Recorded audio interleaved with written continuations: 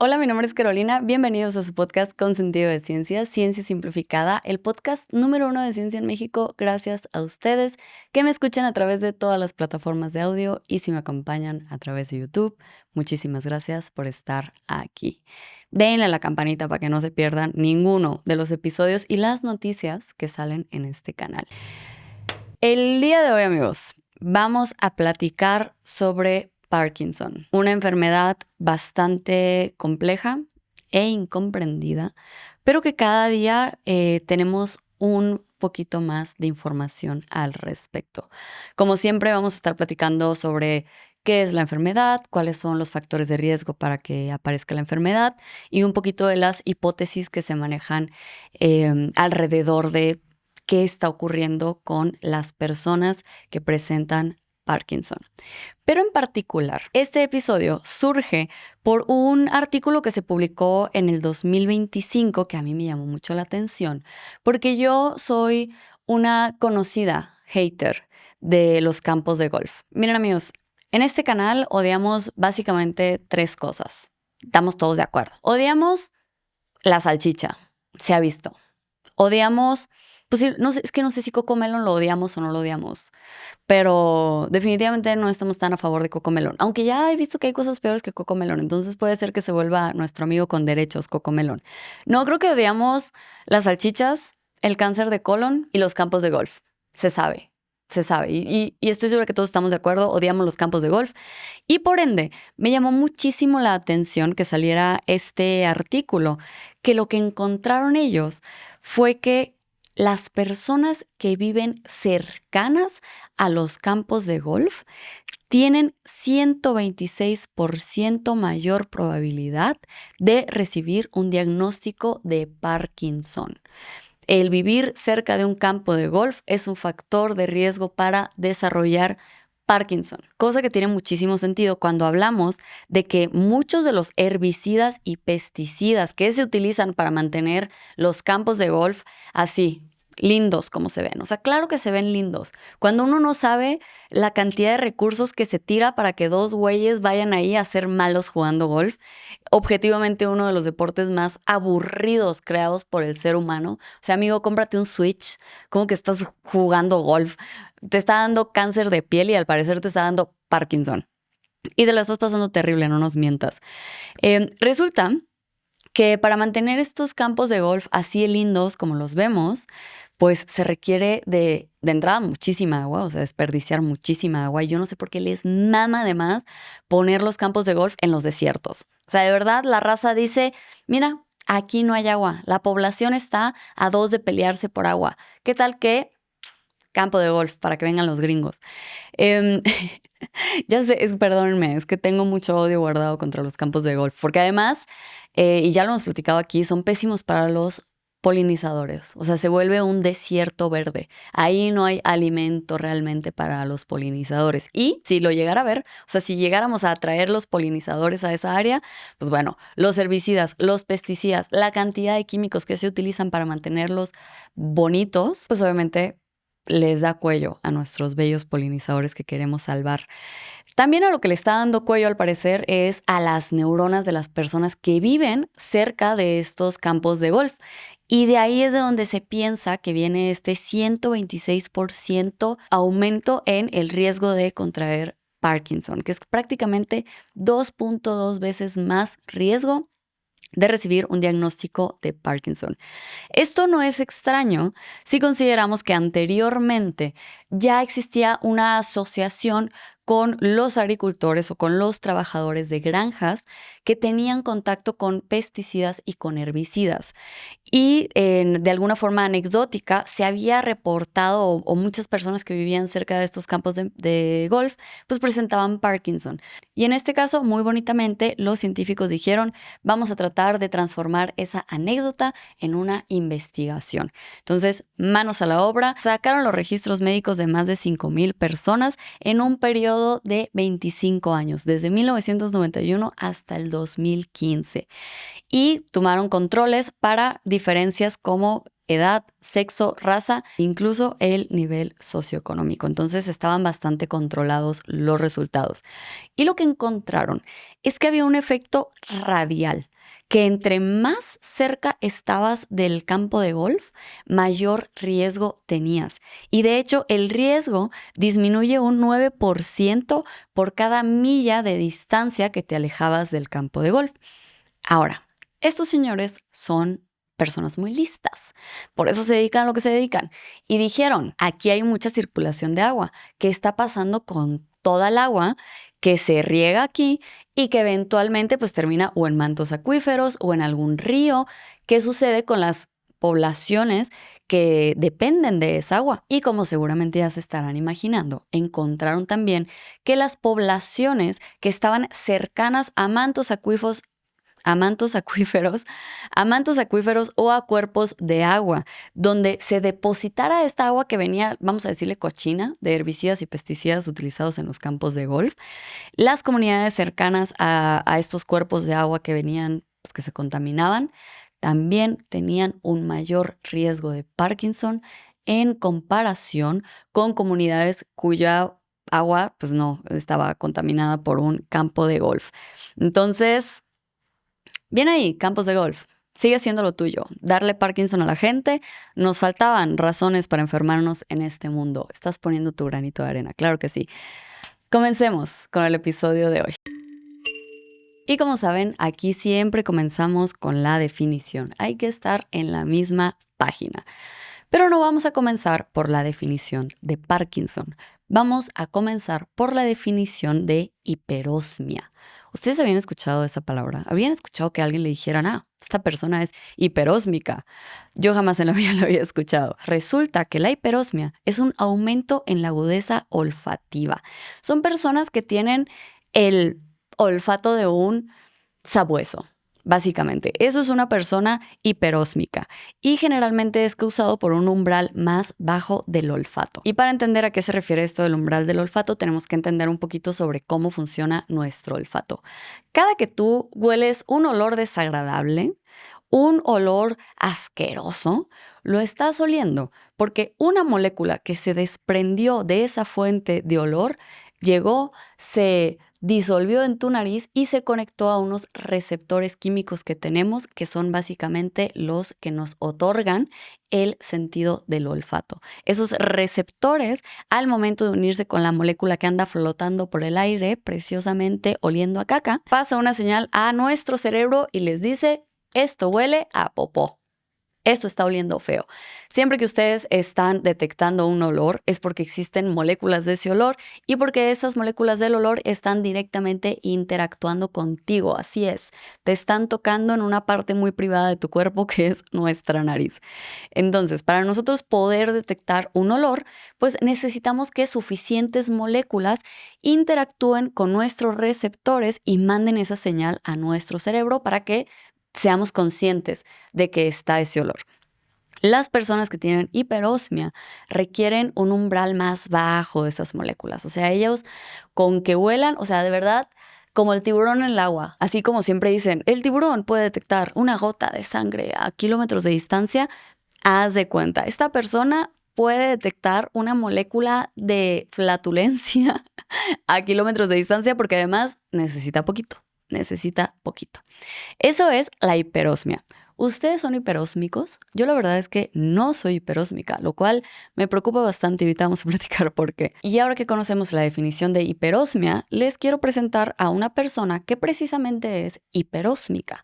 Esta mujer se llama Joy Milne y es una persona de Reino Unido. Ella pues nació hiperósmica, siempre tuvo un olfato de sabueso y eso no era algo nuevo en su familia. Su abuelita ya era también hiperósmica también y de chiquita pues no sé, se deleitaban oliendo la canela, yo me imagino, oyendo poner gasolina, porque a la gente le mama oler gasolina, yo la verdad es que no comparto. Porque a mí siempre los olores químicos me han generado como mucha aversión. El caso es que esta señora muy hiperósmica, le encantaba olfatear. Y así era su vida. O sea, llevaba una vida normal, simplemente que pues yo creo que, imagínense si se subía al metro de la Ciudad de México. O sea, por suerte esta señora vivía en Inglaterra, en Reino Unido. Que si hubiera nacido en Latinoamérica, yo no sé, miren, yo no conozco tantas ciudades de Latinoamérica, pero híjole, en Ciudad de México de verdad parece que sí hay una fiesta de olores. Y vaya que yo no vuelo mucho. Y aún así hay una fiesta de olores y porcentajes altos de olores desagradables, la verdad. Una cloaca este lugar.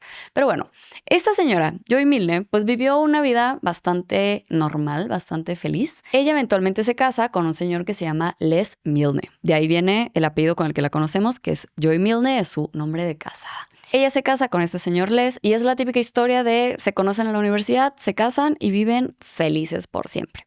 Este señor Les, tenía un trabajo en una clínica, en un entorno médico. Entonces, siempre tenía un olor que para Joy era de anestesia, antisépticos y sangre. Cosa que a mí no se me hace bastante agradable. Todo bien, todo bien. A eso olía su marido siempre que llegaba. Hasta que un buen día el aroma de su esposo cambió. Esto sucedió más o menos cuando su esposo Les tenía unos 32 años. Un día llega del trabajo y tiene un aroma completamente diferente, que no era un aroma particularmente agradable. Curiosamente, este aroma le recordaba a la madre de su esposo, una mujer que no había estado tan presente en la vida de Les porque había sido internada por problemas psicológicos varias veces en su vida. Ella tenía un diagnóstico de depresión médica y eso le causaba estar internada en diferentes temporadas de su vida. A partir de ese día, el aroma de Les nunca cambió.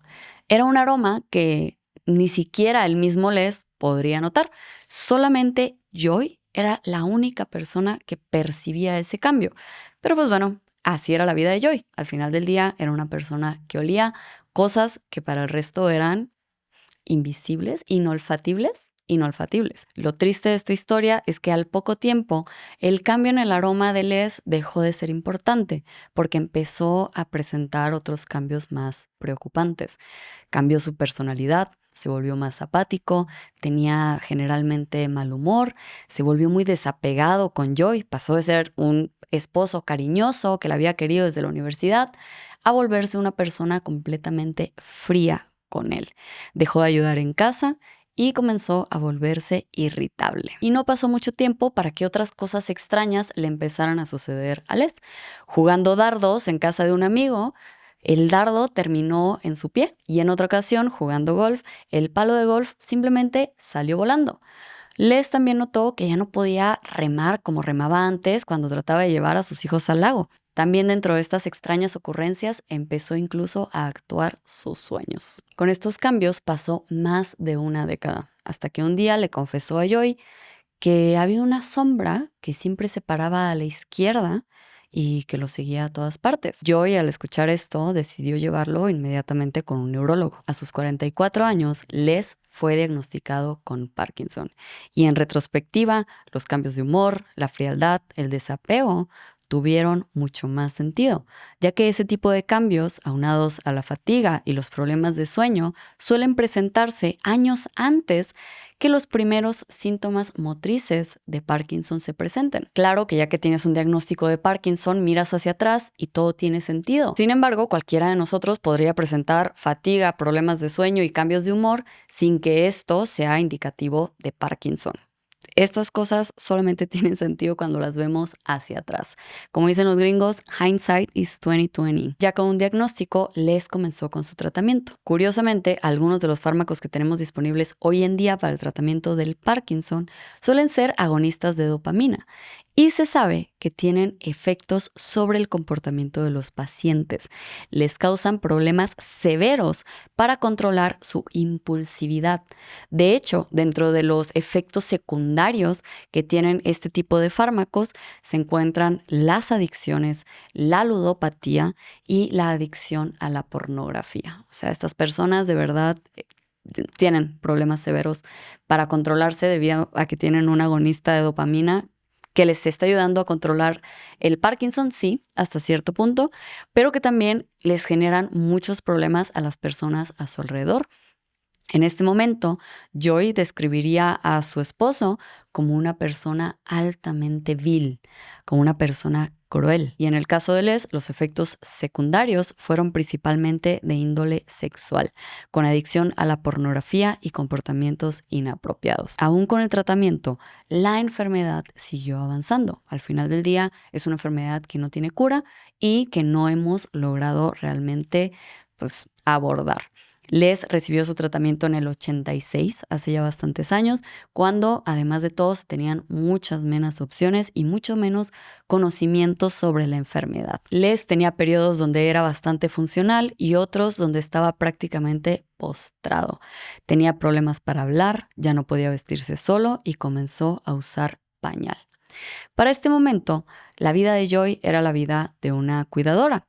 En algún momento, la madre de Les, esta persona de la que platicamos al inicio, que había tenido diagnóstico de depresión médica, su nombre era Helen, ya se había ido a vivir con ellos. Entonces Joy se dedicaba todo su día a cuidar a Les, a su esposo con Parkinson, y a Helen, la madre del esposo, quien para este momento ya había recibido también un diagnóstico de Parkinson. Y claro, nuevamente viéndolo en retrospectiva, varios de los problemas psicológicos que había presentado Helen a lo largo de su vida estaban relacionados a su diagnóstico futuro de Parkinson. Eventualmente Helen muere, Joy y Les se mudan y se encuentran bastante solos en esta nueva ciudad. Por lo que Joy decide que deberían atender una sesión de estas donde se reúnen pacientes de Parkinson y sus cuidadores. Al final del día, es gente que entiende la realidad que ellos están viviendo. Y yo creo que justo Joy como cuidadora, el trabajo de ser cuidadora a veces es un trabajo muy, muy, muy solitario, sin siquiera mencionar lo desgastante que es esa labor, la labor de cuidar por completo a una persona, sobre todo cuando lo haces individualmente, cuando lo estás haciendo sola como lo estaba haciendo Joy. Deciden ir a esta reunión y sucede algo bien curioso, porque en cuanto entran a la habitación, el olfato de Joy se pone en alerta. Toda la habitación tenía el olor de su marido. Ese aroma nuevo con el que llegó un día cuando tenía 32 años. Ese olor estaba por toda la habitación y en particular era fuerte cuando se acercaba a los otros pacientes con diagnóstico de Parkinson. No estaba presente realmente en sus cuidadores, pero sí en todos los pacientes que estaban ahí. Ellos olían exactamente como su esposo Les. Joy, con su sentido del olfato sobrehumano, había descubierto algo que era desconocido por completo hasta ese momento. Y en 2012 decidió asistir a una charla pública de un investigador de Parkinson de la Universidad de Edinburgh. Joy se quedó hasta el final de la charla y durante la parte de preguntas y respuestas levantó muy atentamente la mano para hacer una pregunta al investigador y le dijo: ¿los pacientes de Parkinson tienen un olor particular? Y el científico le contestó: ¿te refieres a si los pacientes de Parkinson pierden su sentido del olfato? Cosa que sí sucede con la enfermedad y que es uno de los signos tempranos de Parkinson. Nuevamente, que solo hacen sentido cuando ya tienes el diagnóstico. Esta fue la pregunta que le hizo el científico. Sin embargo, Joy dijo: no.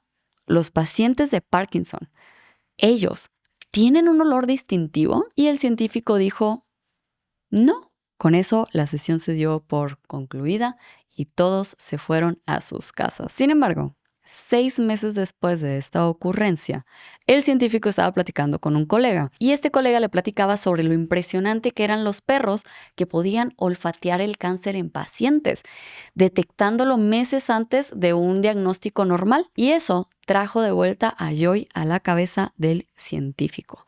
Regresó con los organizadores de la charla, consiguió el número de Joy y le pidió que le contara su historia. En ese momento, el científico platica que lo que le llamó la atención de la historia de Joy no era tanto que pudiera oler el Parkinson ya diagnosticado, sino que hubiera podido olfatear el cambio de aroma en su marido hace 15 años antes de que él recibiera un diagnóstico. Eso era algo bastante llamativo. Y claro, muchos colegas de este científico estaban bastante escépticos. Decían que realmente lo que Joy estaba percibiendo era el famoso olor a viejito. Que las personas de edades más avanzadas tienen olores un poco más fuertes, más particulares, y que Joy podría estar asumiendo que ese olor a viejito pues era lo que ella relacionaba con Parkinson. Sin embargo, este científico dice, pues vamos a hacer una prueba para ver si esta señora sabe de qué lado masca la iguana. Y reclutaron a 12 personas, 6 personas con Parkinson y 6 personas sanas. A estas personas les pidieron utilizar una camisa durante todo un día y después hicieron recortes a la camisa, separando en 2 cada una de las muestras. O sea, había 2 muestras por persona. Joy logró identificar correctamente las muestras separadas, o sea, podía hacer correctamente los pares de esto es de fulanito, esto es de manganito y esto es de merenganito. Además, logró identificar correctamente a las 6 personas con Parkinson. Solamente había tenido un error donde identificó a una persona sana como una persona con Parkinson. Curiosamente, los investigadores habían pensado antes del estudio que la parte del olor se enfocaría principalmente en las axilas. Al final del día, pues la verdad es que a muchos nos chilla la ardilla y es una de las zonas pues más olorosas del ser humano. Sin embargo, de acuerdo a Joy, el olor venía de los cuellos de la camisa, del sebo de la persona, esa grasa que producen las glándulas sebáceas justo atrás de nuestra nuca. Intrigados por estos buenos resultados, porque al final del día solamente había un error, los científicos buscaron fondos para analizar las muestras de sebo. Al final del día, el olor debía provenir de algún lado y determinar cómo eran químicamente distintas las muestras de sebo de las personas con Parkinson a las personas sanas podía dar información nueva sobre la enfermedad. Sin embargo, no encontraron fondos públicos para realizar esta investigación y el experimento murió ahí. Muchos meses después, el científico principal del estudio se encontraba en una fiesta cuando se le acerca una cara familiar. Y esa persona le dice, me vas a tener que poner en la otra categoría. Esta persona era uno de los participantes del estudio que habían realizado con Joy. Era ese participante que había sido puesto en la categoría errónea por Joy. En ese momento él estaba saludable. Sin embargo, en este momento, ese señor le estaba diciendo al investigador que ya le habían diagnosticado Parkinson. Es decir, que esa persona no pertenecía realmente al grupo control.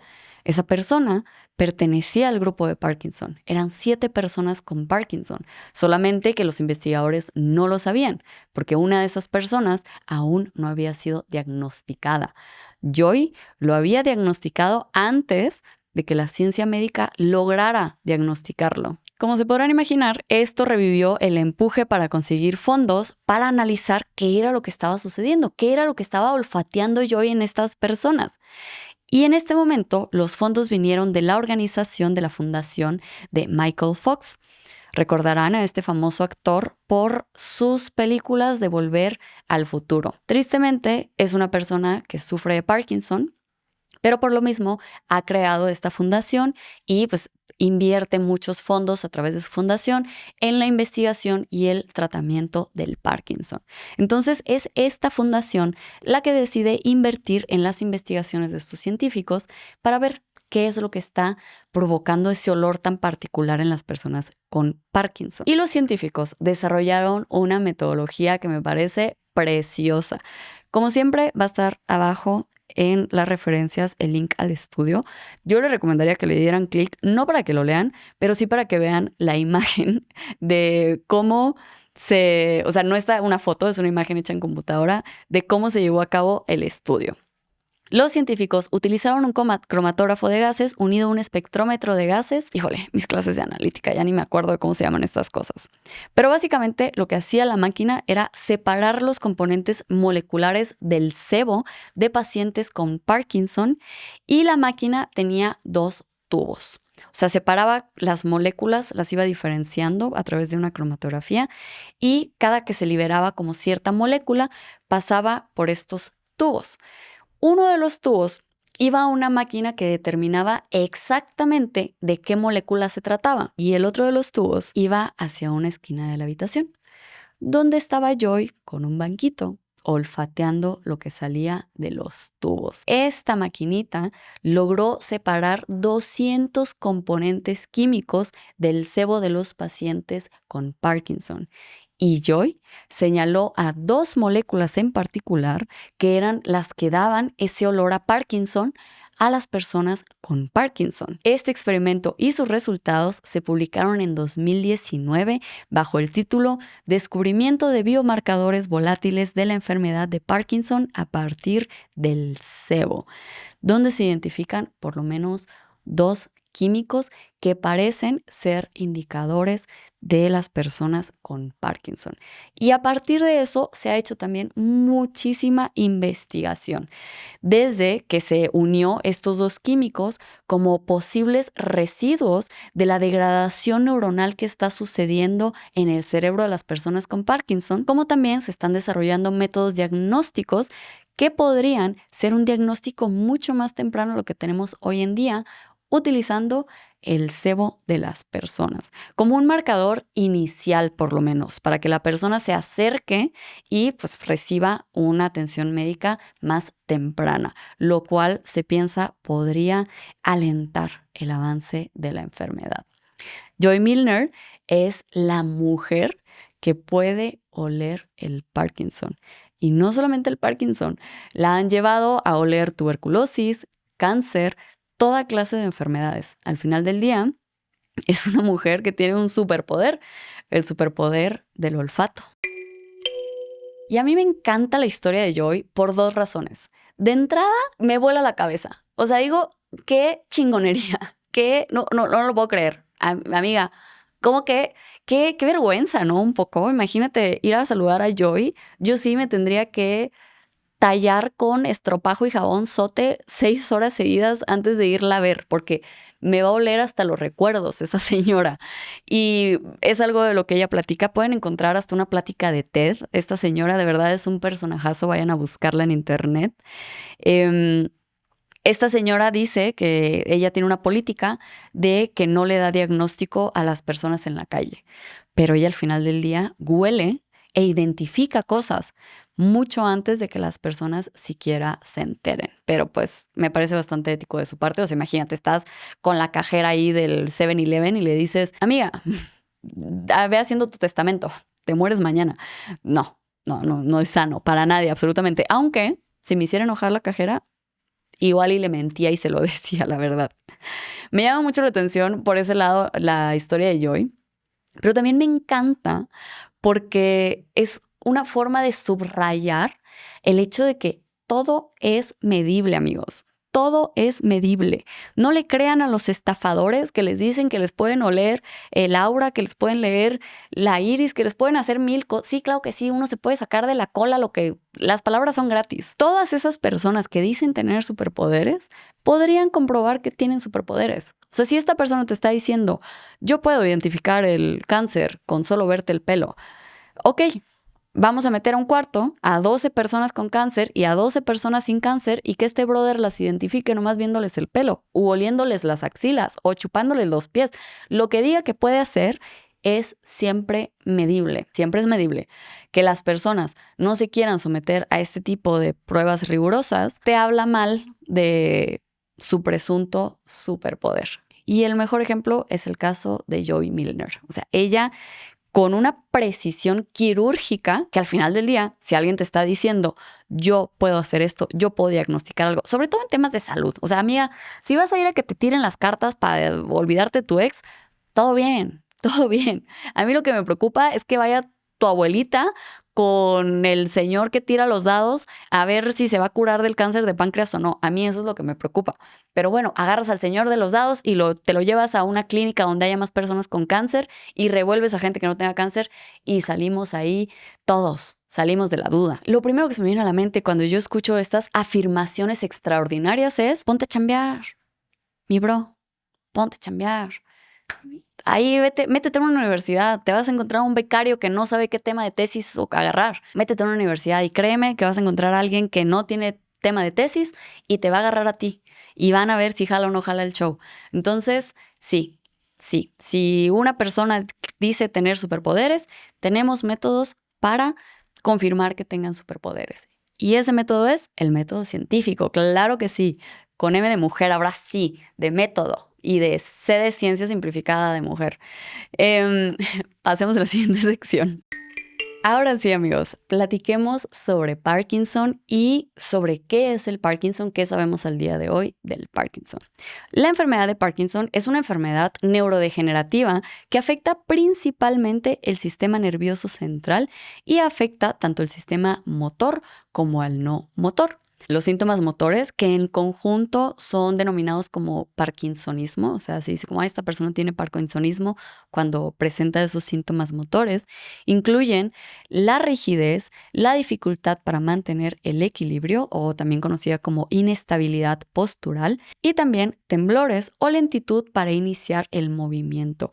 A esa lentitud para iniciar el movimiento se le llama bradicinesia, y es que, o sea, pensaríamos que la persona se está volviendo insegura al momento de realizar un movimiento, como que los hace un poco más lentos. En parte viene de la pérdida de control de los movimientos, el hecho de que se vuelvan un poco más lentos. También la enfermedad presenta síntomas no motores, como fallos al sistema nervioso autónomo. Las personas presentan disautonomía, alteraciones del sueño, como lo platicamos hace rato, pérdida del olfato, eso que le señaló el científico Ayoy es uno de los síntomas de la enfermedad, y también cambios de comportamiento, de personalidad, problemas neuropsiquiátricos, deterioro cognitivo, ansiedad, psicosis, depresión. O sea, son personas que, así como lo vimos con el esposo de Joy, empiezan a cambiar de la persona que conocimos. O sea, al final del día están perdiendo neuronas. Ahorita vamos a hablar qué está pasando en sus cerebros. Pero esa pérdida de neuronas anteriormente solamente se volvía notoria cuando tenían estos problemas en las neuronas motoras. O sea, cuando ya los movimientos, los temblores eran muy evidentes.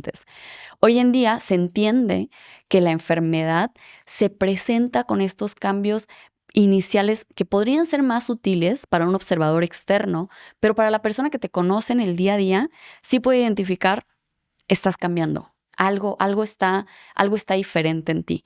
Entonces, eso se presenta antes, que nuevamente, en retrospectiva todo hace sentido.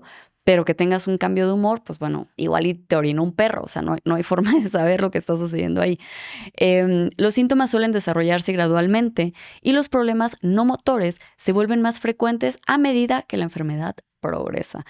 Igual que Joy, o sea, el día que su marido le dijo, sabes que estoy viendo una sombra aquí, pues hay ciertos momentos donde dices, ok, claramente algo le está pasando en la cabeza a mi marido. Y la enfermedad fue descrita por primera vez en 1817 por el médico inglés James Parkinson. De ahí viene el nombre. Si hubieras nacido antes, algo podría tener tu nombre, porque ahorita estaría muy preocupante que fueras al médico y le dijeras, ¿qué tengo, amigo? Y te dijera, ¿cómo le quieres poner? Te estás estrenando algo. Entonces, está mejor ser el que la descubre que el que la sufre. Él publicó lo que sería la primera descripción médica completa de esta enfermedad dentro de su trabajo titulado Ensayo sobre la parálisis temblorosa. En este ensayo presenta 6 casos clínicos, incluyendo 3 que había observado en las calles de Londres. Parkinson describió 3 síntomas cardinales. Ellos eran el temblor, la inestabilidad postural y la parálisis. Y en ese momento especuló que la enfermedad podía ser causada por un traumatismo en la médula espinal. Ahorita platicamos un poquito más sobre lo que sabemos de las causas del Parkinson, pero primero hablemos sobre qué es lo que está sucediendo en el cerebro de una persona con Parkinson. Y antes de empezar, quiero dejar muy en claro que es una enfermedad de la que cada vez sabemos más, pero que todavía no terminamos de comprender. Se señala que podría haber varias vías, existen varias hipótesis de qué es lo que está sucediendo y qué es lo que está ocasionando el deterioro en las personas con Parkinson. Sin embargo, pues no se tiene una vía definitiva y se piensa que realmente es la sumatoria de todo esto que está ocurriendo. Un poquito lo que se trata de buscar es qué está pasando primero, porque al parecer sí está sucediendo todo, pero ¿qué ocasionó primero? Nuevamente, en un futuro, coman mucha fibra para que estén aquí dentro de algunos años y podamos descubrir juntos qué es lo que está sucediendo, cuando ya tengamos una idea más completa de lo que es el Parkinson. Pero venga, vayamos con lo que sabemos. El Parkinson genera muerte neuronal. Esta muerte afecta específicamente a las neuronas dopaminérgicas de la sustancia negra, ya que estas células requieren un alto mantenimiento. Son masivas, son complejas y requieren enormes cantidades de energía para funcionar. Estas necesidades las vuelven frágiles. Existen algunos mecanismos que se han desarrollado para tratar de explicar qué está provocando la muerte celular. Una de ellas es la agregación de alfa-sinucleína. Este es un sello distintivo de la enfermedad de Parkinson. Alfa-sinucleína es el nombre de una proteína y se acumula en los pacientes con Parkinson. Normalmente, esta proteína ayuda a las neuronas a comunicarse entre ellas, pero en la enfermedad de Parkinson, la proteína se pliega de forma incorrecta, o sea, cambia de forma. Las proteínas son útiles mientras respeten su forma. O sea, tienen una forma determinada y esa forma es la que les da utilidad. Digamos, en este caso, el dinosaurio no se podría parar si no tuviera patas. Entonces, un error en cómo están sus patas, pues le impediría su función, que es verse bonito estando aquí parado. El tema aquí es que estas proteínas que no están funcionando, en lugar de eliminarse, se empiezan a unir y forman unos grumos tóxicos a los cuales se les llama cuerpos de Lewy. Estas acumulaciones eventualmente obstruyen físicamente la célula, lo que interrumpe el transporte de nutrientes, sustancias químicas y básicamente pues la están ahorcando, le están tapando desde adentro. Eso por un lado. Por otro lado, estas células también suelen presentar disfunción mitocondrial. Estas neuronas, como ya lo platicamos, necesitan mucha energía. ¿Y quién se encarga de producir energía en la célula? La mitocondria. Claro que sí, yo sé que lo gritaron a la pantalla. Estas son las que le están dando energía a la célula, las mitocondrias. Y en el Parkinson se ha visto que las mitocondrias comienzan a fallar. Esto generalmente está relacionado a algunos genes, al gen PINK y al gen Parkin, que son los que normalmente se encargan de reparar las mitocondrias dañadas. Y pues bueno, en los pacientes con Parkinson ahí hay problemas con esos genes. Cuando las mitocondrias fallan en los pacientes de Parkinson ocurren dos cosas. La célula se queda sin una fuente de energía para repararse y para llevar a cabo sus mecanismos. Y por otro lado, al dañarse el mecanismo, se comienzan a filtrar subproductos tóxicos conocidos como especies reactivas de oxígeno. Esto eventualmente genera estrés oxidativo, o sea, la célula se nos empieza a oxidar. Platicábamos cuando comenzamos que estas células son dopaminérgicas, son neuronas dopaminérgicas. Y la dopamina es una molécula que es químicamente inestable. Cuando se descompone, produce radicales libres, las cuales generan oxidación. Las células sanas suelen tener antioxidantes que ayudan a combatir esa oxidación. Sin embargo, cuando venimos cargando el mal funcionamiento mitocondrial y después nos empezamos a llenar de radicales libres a partir de la descomposición de la dopamina, eso estaría generando lo que se conoce como estrés oxidativo en la célula, que es que tienes más especies reactivas de oxígeno, te estás oxidando mucho más de lo que tus antioxidantes pueden contrarrestar. Eso hace que el nivel de radicales libres se dispare y estos radicales atacan el ADN, las proteínas y la membrana externa de la célula, provocando que la célula muera. Otro de los mecanismos que se ha observado con el Parkinson es que se deteriora su capacidad para sacar desechos. Las células pues tienen un sistema para eliminar desechos, tienen lisosomas, tienen autofagia y esto les ayuda a descomponer desechos como, lo platicamos al inicio, uno de esos desechos sería esta proteína que estaba mal plegada, la alfa-sinucleica. Esa proteína estábamos diciendo que se está acumulando. ¿Por qué se estaría acumulando si tenemos a alguien que barre todas las noches? O sea, ¿quién la está dejando aquí tirada?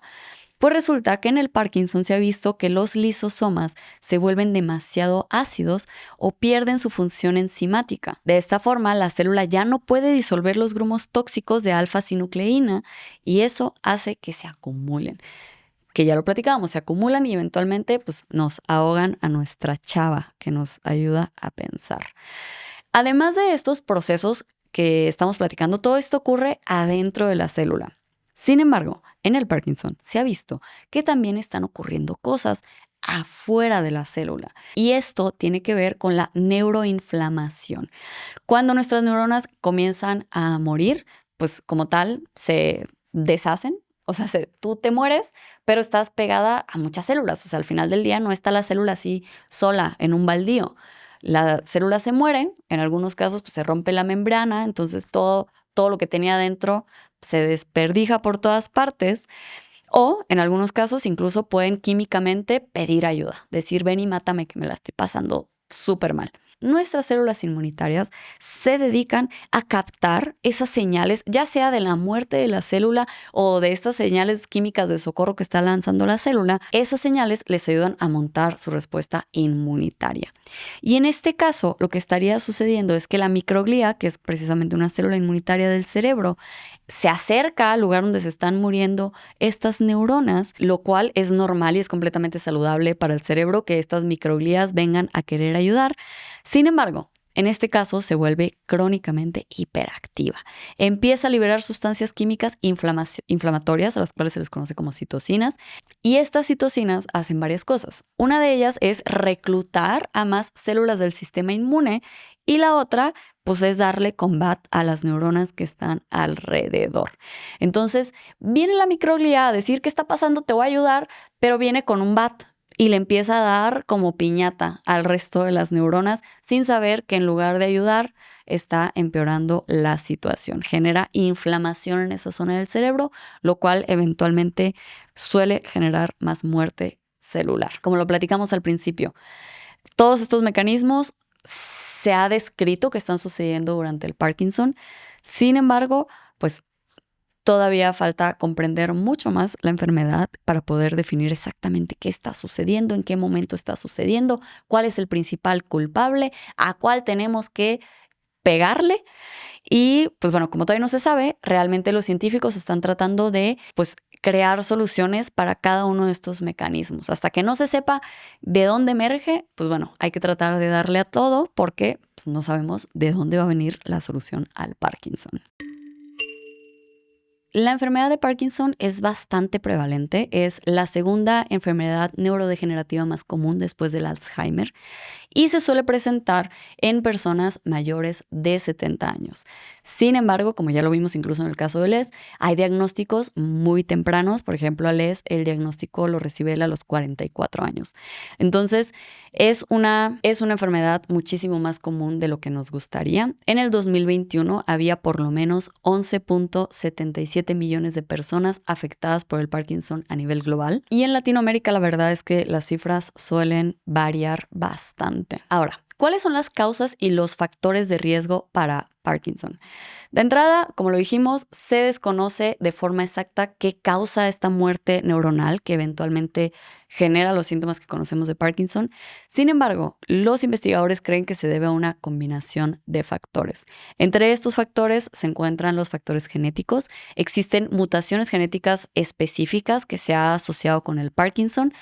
Y por suerte, estas modificaciones suelen ser poco frecuentes en la población. Y por otro lado, se tienen los factores ambientales. Existen ciertos factores en el ambiente, existen ciertas toxinas en el ambiente que se han asociado con el desarrollo de Parkinson. Lo platicábamos al inicio con el tema de los clubes de golf, así se llaman, los campos de golf, donde existen ahí pesticidas, herbicidas que están asociados con el Parkinson. Y la conexión entre estas sustancias y el Parkinson es tan fuerte que incluso los científicos suelen utilizar algunas de estas sustancias químicas en laboratorio para inducir síntomas similares de Parkinson en los modelos de estudio que se utilizan de la enfermedad. O sea, cuando los científicos necesitan en un modelo animal ver los síntomas de Parkinson para saber si su tratamiento o terapia está funcionando, utilizan literalmente estos químicos que tenemos en el ambiente. Ahorita vamos a platicar de ellos. Utilizan literalmente estos químicos para inducírselo. O sea, así de clara es una línea recta, básicamente. Es una línea recta la que existe entre algunos de estos químicos y el Parkinson. Y claro que no les sorprenderá que muchos de ellos siguen siendo legales y en uso. Claro que sí, nos encanta. Entre ellos, como que la corona se la lleva el paraquat. Este es un herbicida y se podría decir que es la sustancia química que el vínculo más cercano lo tiene al Parkinson. O sea, el paraquat en Love is Blind conoció al Parkinson, le dio anillos, se casaron, siguen estando juntos. Este es un herbicida comercial que es utilizado muy ampliamente y que se ha prohibido en más de 30 países. Esos países incluyen la Unión Europea. Felicidades, amigos. Si alguien me ve desde Europa, felicita al quien lo prohibió. También se prohibió en China, fíjense. Vienen los chinos. Sin embargo, sigue siendo legal en Estados Unidos. Vamos a ver en qué lugares de Latinoamérica es legal el paraquat. Fíjense que eso no lo busqué, pero qué bueno que me preguntaron. Ahorita lo resolvemos. Pues miren, así nomás por encimita me sale de momento México, Colombia, Honduras y Argentina. Claro que sí, amigos, vayan a tocar pasto. Ahora sí, cada que les he recomendado que toquen pasto, los estoy matando, amigos. Les estoy dando Parkinson. ¿Cuál va a ser la recomendación ahora? Porque ya no les puedo decir, amigo, toca pasto.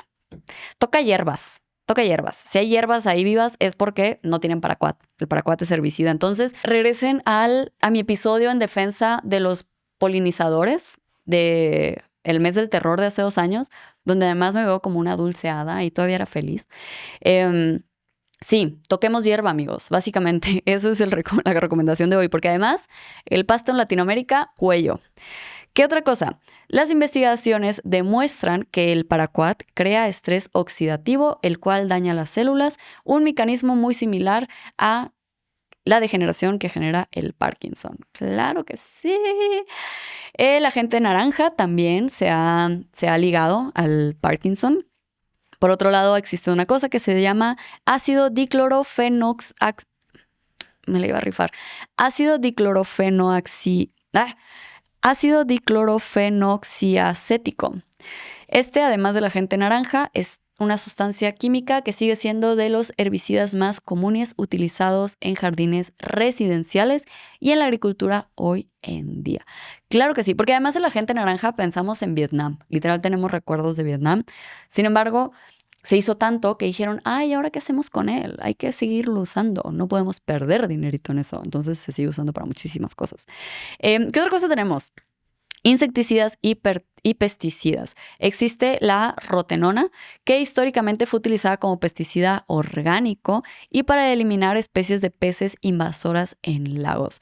Sin embargo, es muy potente para inhibir las mitocondrias, que la platicamos, son las que nos dan energía, dado que se dirige específicamente al mecanismo de producción de energía en las células afectadas por el Parkinson. Están también los organoclorados. El más famoso de este es el DDT, claro que sí. También en los episodios del podcast en donde hubo chinches en la UNAM, platicamos sobre el DDT. Y esto, pues bueno, es un contaminante orgánico súper persistente. De verdad que lo echamos por cielo, mar y tierra y permanece en el suelo y la cadena alimenticia durante largos periodos. Se han encontrado altos niveles de este material en el tejido cerebral de pacientes con Parkinson. Algo bien, algo bien. También están en esta categoría los disolventes industriales como el tricloroetileno y el percloroetileno, los cuales se han asociado con un 70% más riesgo de desarrollar Parkinson. A mí me encanta, sí, que nos bañemos en sustancias que ya sabemos que nos hacen daño. Muy humano de nuestra parte, la verdad. Y, ¿qué más quieren que les cuente del Parkinson? Esto es lo que traía preparado para hoy. Me puedo pelear otra media hora con los campos de golf, si quieren, si eso los entretiene. Yo soy un payasito que los quiere hacer sonreír. No, amigos. La verdad es que la enfermedad de Parkinson, pues, es un tema bastante serio. Es un tema en el que yo espero que tengamos cada vez mejores tratamientos, mejores acercamientos. Platicamos un poco de estos fármacos que son agonistas de la dopamina que se utilizan. También se ha explorado algunas terapias como lo que se le llama Deep Brain Stimulation, que es como estimulación del cerebro profundo o estimulación profunda del cerebro. Y ha mostrado ha dado buenos resultados en cuanto a los síntomas, o sea, la persona deja de temblar o puede controlar mejor su cuerpo después de la terapia. Sin embargo, pues no detienen el deterioro neuronal, o sea, no previenen la muerte de las neuronas. Al final del día no hemos encontrado la forma de hacer que las neuronas se dejen de morir. Esto es algo que yo espero, de verdad, que en los próximos años lo podamos resolver. Si fuera un tema genético, pues diríamos, hey, CRISPR o lo que sucedió con Huntington, ¿no? Si tuviéramos identificado un gen en particular, pareciera que gran parte de los casos vienen de toxinas ambientales, o sea, vienen de los químicos que estamos olfateando todo el día, no tan bien como la señora Joy, pero pues que al final del día entran a nuestro cuerpo y llegan a nuestro cerebro. Entonces, tal vez todavía no sepamos cómo curar el Parkinson, pero sí tenemos una buena idea de cómo se previene. Sí sabemos cuáles son las sustancias que lo están generando en la población. Y si tenemos esa información y sabemos que de momento no hay cura, pero no hacemos nada con la información que tenemos de prevención, yo diría que estamos fracasando, honestamente. Estamos fracasando como, no sé, ciudadanos del mundo, como le quieran decir, como changos en el planeta, le digo yo. Espero que les haya gustado el episodio de hoy. Yo, como siempre, aprendo mucho cuando les comparto esta información y además me la paso de 10 contándoselas. Espero que tengan un muy bonito día, espero que coman mucha fibra, espero que le toquen a la campanita al canal para que no se pierdan de estos episodios ni tampoco de los de noticias. Claro que sí. No dejen que el algoritmo controle lo que ven, que les llegue la notificación y ya ustedes deciden, me choca esta morra. No la voy a ver ahorita. Ya ustedes sabrán qué hacen con esa notificación. Pero sí, que el algoritmo no controle lo que consumen. Y nada, nos vemos en el próximo episodio. Y recuerden que si se suscriben al canal, voy a ir personalmente a sus casas a darles un abrazo.